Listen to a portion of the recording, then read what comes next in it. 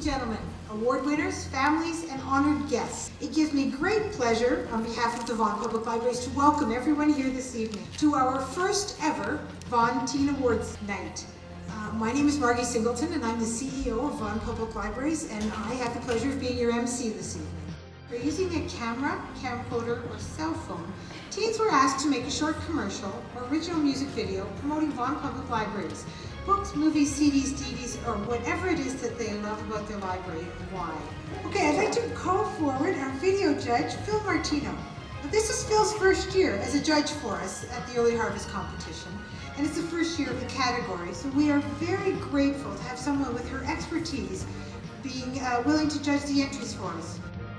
I would like to thank Vaughan Public Libraries for inviting me to be a judge for the Teen Awards video category. It's difficult to be a judge, especially when you can see the participants have worked so hard to produce entries that are creative and informative. And the winning entry, My Library is a Community Necessity. The video is well produced with a clever script and excellent camera work and editing. It has a broader message about the importance of a library and all it offers to people of all ages.